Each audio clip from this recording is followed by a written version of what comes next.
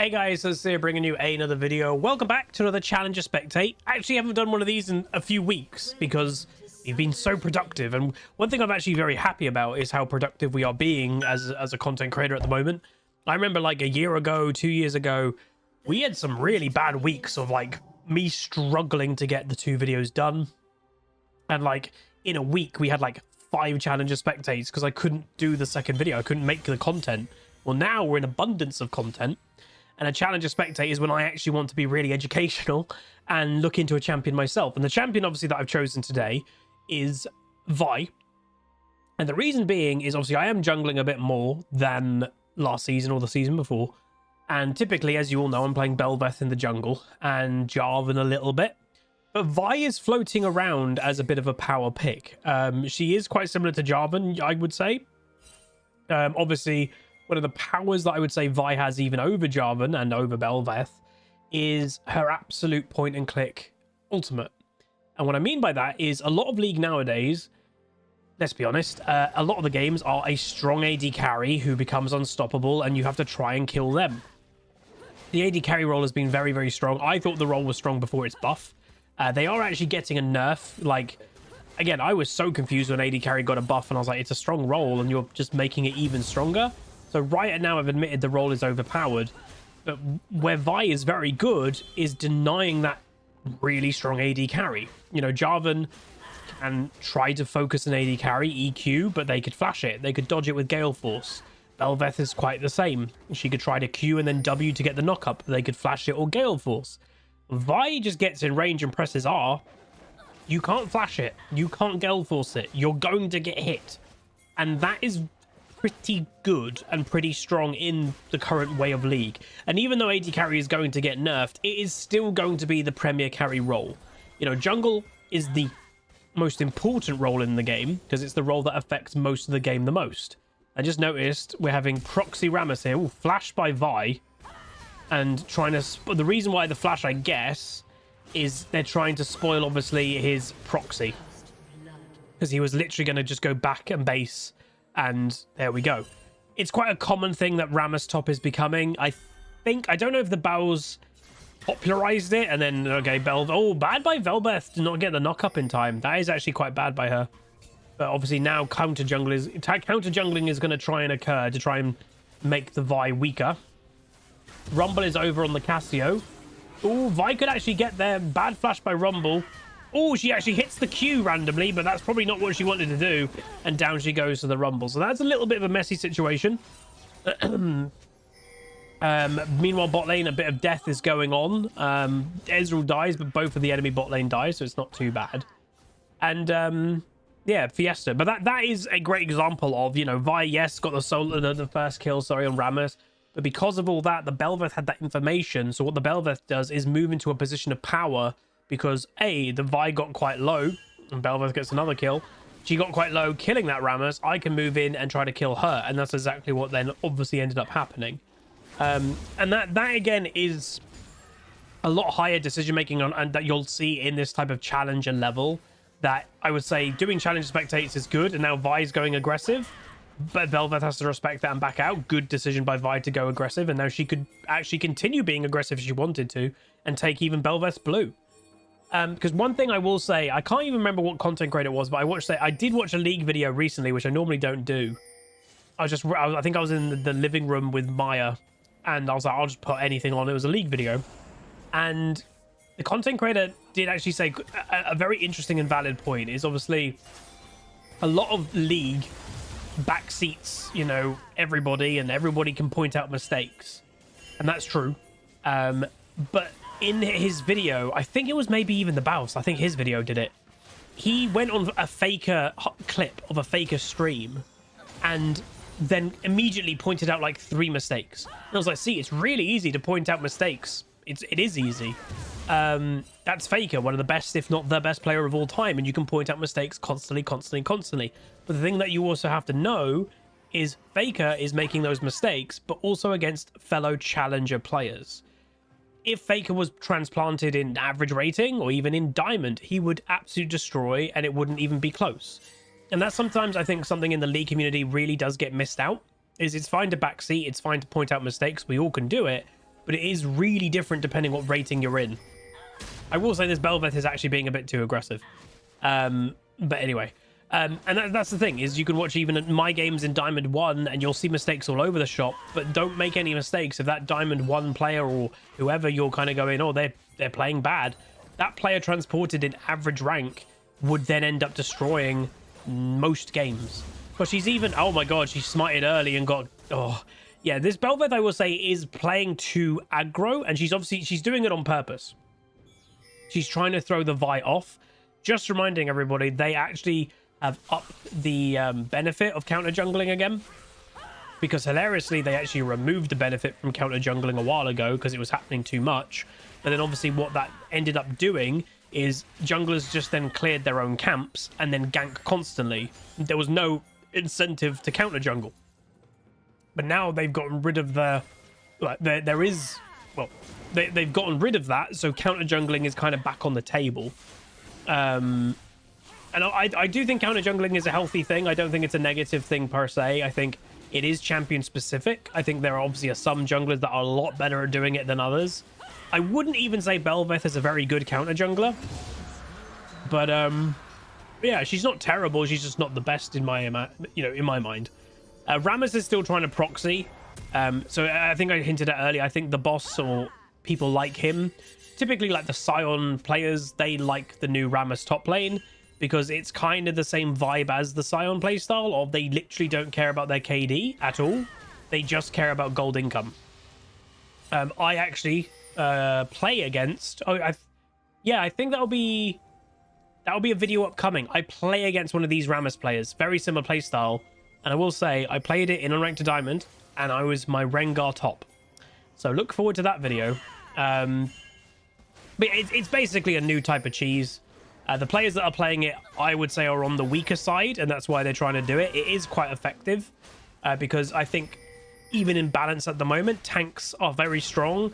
In not just that they're tanky, they're actually doing a lot of damage. And obviously that is very effective, because you're denying like something like a Riven by building a lot of armor, but then when your damage is actually not that bad at all, there's not massive disadvantage to it at all. And Riven did actually kill him, so they are killable. You know, I will say, slight spoiler, I actually did kill the Rammus quite a lot as my Rengar. So now Vi is counter jungling. Oh, okay, that was close. Bit of misses here or there. Rumble is now here. Hide behind the red. Ult it. Get the shield from your passive. Get the Cassio nearby. Hit the Q. Does go down, unfortunately. But yeah, I would say there was probably not much the Vi could have done to not die. And he, bless me. Okay, I think I'm done. I always sneeze in pairs. So already I will say this is our first challenge of spectating quite a few weeks, and I actually do a lot of challenge spectating jungle because it is a role that is the most important and I want to get better in it. This is the most counter jungling we have seen in a very long time by both junglers. Both junglers are actively counter jungling, so already you can see the effect that it's had, the change, because before there would have been basically no counter jungling at all. There just was no incentive to do it. I'm pretty sure it was something on the nature of like dealing, like if you're doing jungle camps in the enemy territory, you're literally doing like 20% less damage. Well, now they've taken that away, so you are dealing full damage, or it's something like 20% you're dealing more damage in the enemy jungle or something. And yeah, so the incentive is back, and you can see, you know, both of these champions I would not actually say are massive invadey junglers, Vi or Belveth. Invadey junglers to me, I would say Shaco has always been known as one. Warwick jungle is quite a big one for it. Well, I wouldn't put both of these as them. Like even Lee Sin a little bit. Typically more early game junglers. Hence why you want to invade early, is because you have that early advantage. Meanwhile, Rammus now ganking mid. Vi probably will make her way over there. Not sure if they'll be able to get there in time.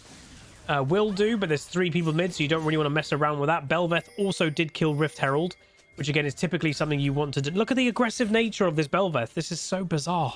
That was even a flash by Belveth, by the way. And Belveth's dead. So what we are literally just witnessing is a Belveth just refuses to slow down. I know it's sometimes to some people it's counterintuitive to not play aggressive, but there is such a thing as playing too aggressive. Typically, the way to learn how much aggression you can give at any time is, well, you're kind of watching it. You play as aggressive as you can, and then you kind of learn how much you have to rein it back in. But usually these players who are a challenger, they would have learned that by now, and they won't be learning it now. So what's happening here? Oh, she's going aggressive to the Zeri. Yeah. The Zeri was hugging this wall because if the Vi came over at the wrong time, she could have just jumped over the wall and gotten away, but she just went full in for the center. But the Vi still got the kill, so it's not completely bad. I am obviously aware Zeri is very, very strong right now. Typically, if you combine her obviously with Yuumi, she's absolutely overpowered. I will just use that word. It's a word that I try to avoid using because it's overused in League. But yeah, that pairing is overpowered. Again, the new Yuumi is stronger than the old Yuumi in the principle of what people didn't want. I think that's probably what's confusing some people. The new Yuumi isn't as obnoxious as at level 3, I'll just go jump on my jungler and there's no negative at all. She can't do that as much, but she is stronger when she's paired with an AD carry. It's considerably stronger. And compare it with a mobile AD carry, it's just mad. Yeah, dude, this Bel'Veth. Very squishy, actually. And obviously, Bel'Veth is naturally squishy. Oh, she does get the ultimate. Don't know if the kill's going to be on. It is going to be on now, definitely. Very nice. And that should also translate into a bot lane dive here. Again, Zeri's alone and half health. And then it really should be Dragon too. Zeri's doing the, well, was going to think about going aggressive, but ends up dying. Does use a heal as well. Obviously wasted in the end. And now I'd expect Vi to be able to go for Dragon. So Black Cleaver Rush, by the way. I personally did play a Vi game recently, and I don't actually think I did that. Maybe that's the build. Max and Q, obviously, then E. Or ultimate, technically, whenever you can. Then Q, then E, then W. I have had over the years, even when I played Vi a lot, you know, she used to be my video intro and everything. And, you know, the enemy team is grouping. Cassio doing her best, does get the stun. Very nice flash play by the Vi.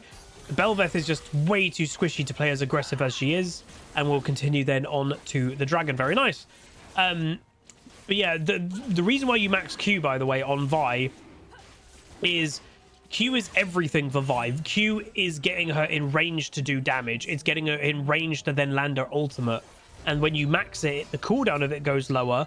Therefore, you can use it more. It's very similar to why... Really, Zeri? Didn't she know that Vi was in there?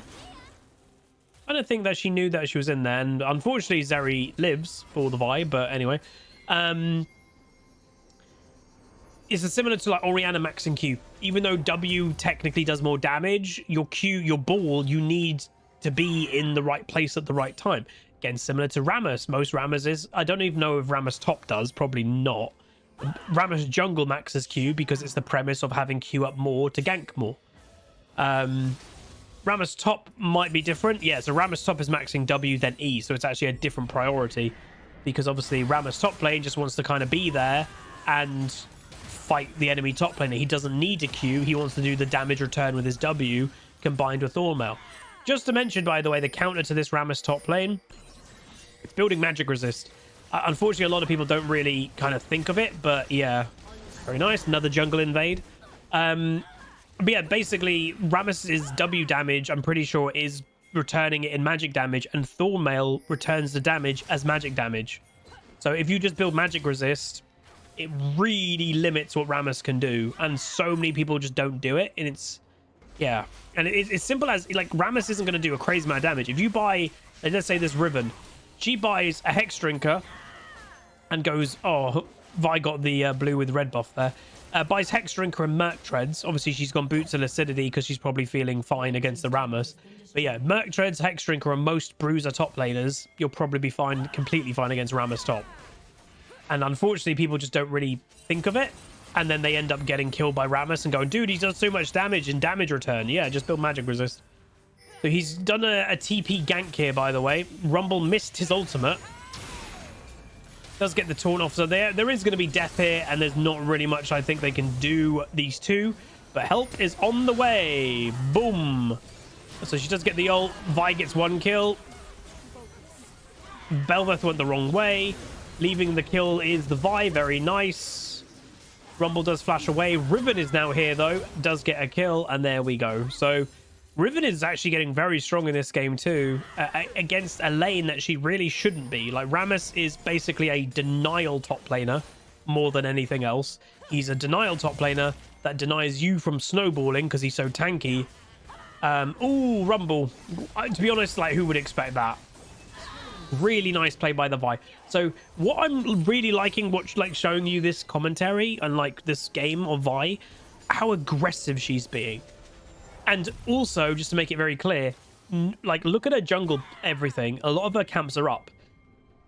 It's something that I always like showing, because I remember when I've jungled occasionally, the amount of comments you get both on YouTube and when you're live streaming of, dude, your jungle clear is not optimal at all.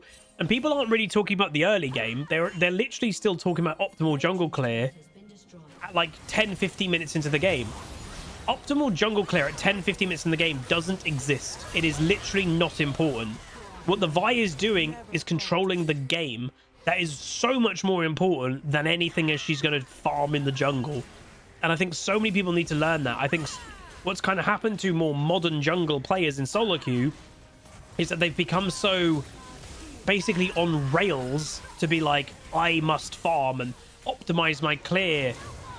It's not the most important thing in the world. If the Vi right now has been involved in most kills, she's been involved in 16 out of 25 kills. That's most.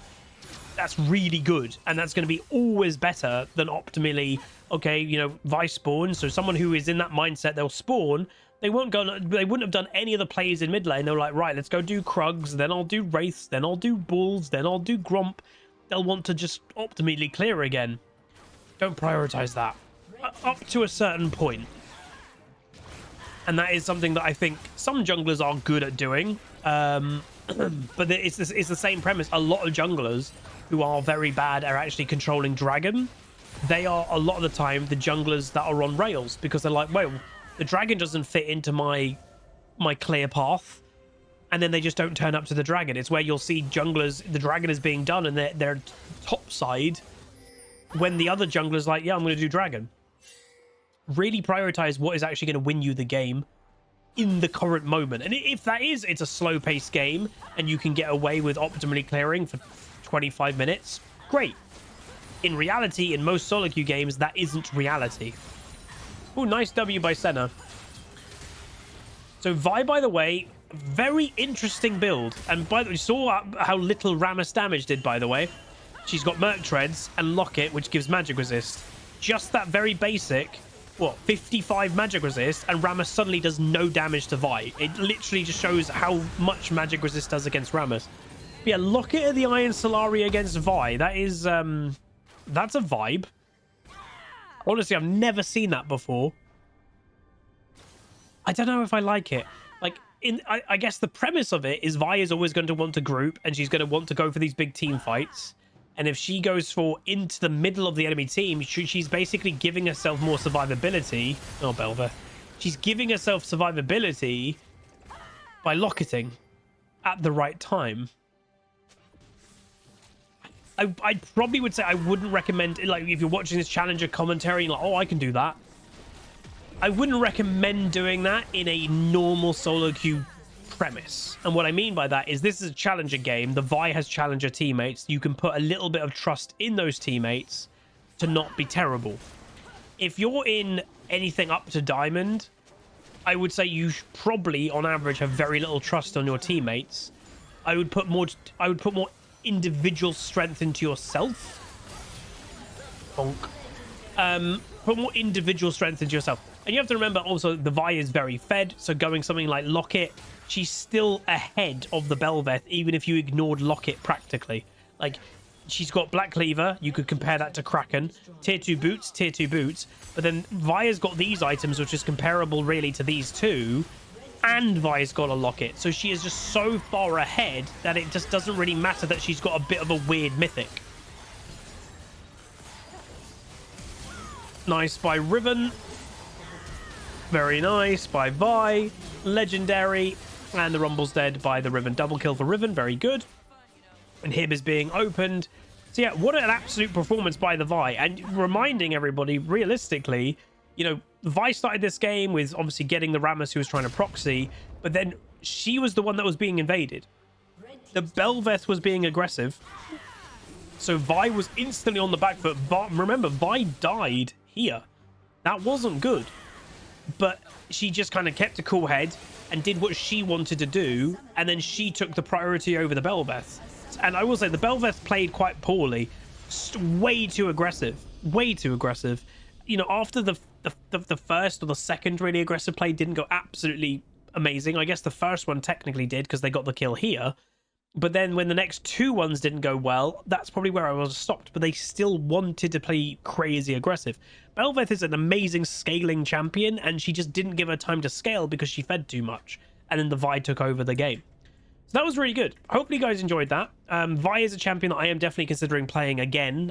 She used to be a champion I played all the time. We literally had a YouTube intro of me, like a Vi intro of punching the screen, and then HuzzyGames came up. So I do like that champion quite a lot. But anyway, that's going to be it. If you guys did enjoy, do throw a like on it, throw a comment, throw a subscribe. Let me know if there's any specific picks that you'd want to see in Challenger Spectates. As again, I haven't done them in actually quite a long time, and it was fun. But yeah, that's going to be it. I'll see you guys next time. Goodbye. Call down the reckoning to bring back hope and peace. Restore our glory to live forever. Bring down the dark regime. I know how to unleash eternal peace.